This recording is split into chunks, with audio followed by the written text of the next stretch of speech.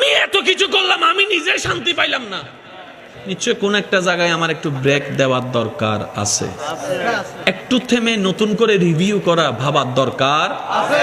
এবার ব্যক্তি মানুষ নিজেকে প্রশ্ন করছে, আরে আমার তো গাড়ি বাড়ি সবকিছু আছে দুনিয়া সচ্ছলতার জীবনে, কিন্তু এখানে শান্তি নাই কেন? রব বলে যে এই শান্তিটা দুনিয়ার কিছু দিয়ে করতে পারবি না, এখানে শান্তি যদি পেতে চাস আমি রবের রহমত লাগবে।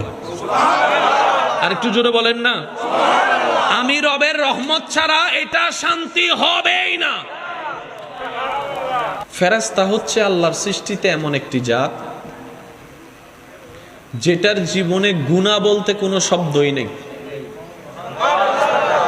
তো গুনাহ কাকে বলে? এক কথায় যদি বুঝি, যে কাজে রব নারাজ হয়, যে কাজে রব কষ্ট পায়, এটার নাম গুনাহ। কথা বলে না ভাইয়া? যে কাজে রব নারাজ হয় এটার নাম গুনাহ। এবার কথাটাকে উল্টা করেন, সওয়াব মানে কি? যে কাজে রব খুশি হয় এটার নামই সওয়াব। সুবহানাল্লাহ। আমি মন মতো পাচ্ছি না, আর একটু জোরে বলেন না সুবহানাল্লাহ। সৃষ্টির যে কাজে রব নারাজ হয় এটার নাম গুনাহ, সেজন্য জাহান্নাম দেওয়া হয়। গুনার কারণে জাহান্নাম নয়, রব নারাজ হয়েছেন বলে জাহান্নাম হয়েছে। এবার কথাটাকে যদি উল্টা করেন, জান্নাত কিভাবে পাবেন? এক কথায় উত্তর, জান্নাত কে পাবে?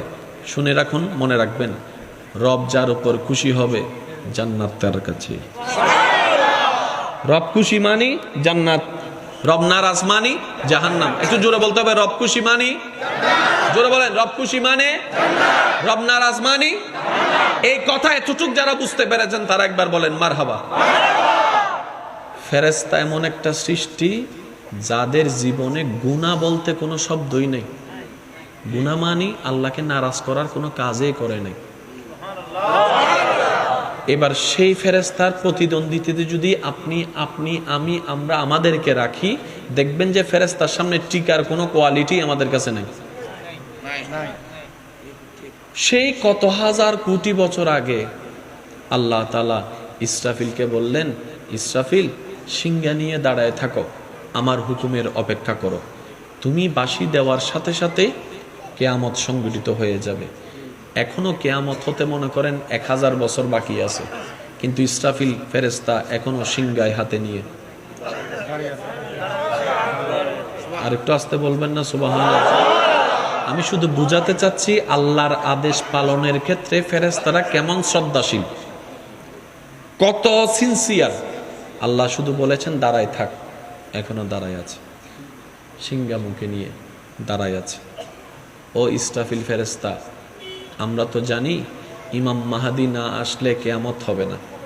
আমরা তো জানি ঈসা না আসলে, ঈসা নবী না আসলে কিয়ামত হবে না। এখনো তো আসে নাই, আপনি একটু বসেন। ইসরাফিল উত্তর দিবে, রব তো আমাকে বসার অনুমতি দেয় নাই। সুবহানাল্লাহ। কিয়ামত কখন আসবে কি আসবে না সেটা আমার দেখার বিষয় নয়। আমি ইসরাফিল তো তাকাই আছি আমার রবের হুকুমের দিকে, আমার রবের হুকুমের দিকে। সুবহানাল্লাহ। আমার রব হ্যাঁ বললে হ্যাঁ, আমার রব না বললে না।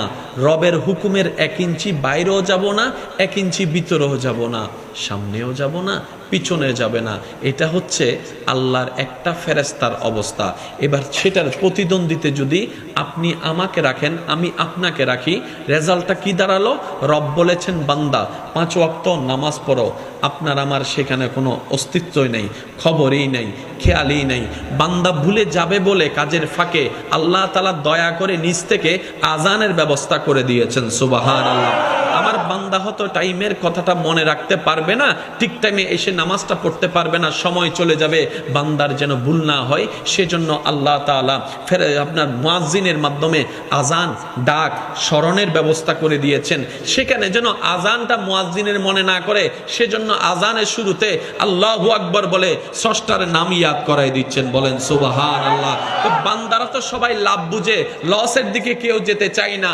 সেজন্য আল্লাহ তাআলা নামাজের দিকে ডাকার জন্য হাইয়া আলাস সালাহ শব্দটা বলার পরপরই হাইয়া আলাল ফালার ধ্বনিটাও শোনাই দিচ্ছে বান্দাদেরকে।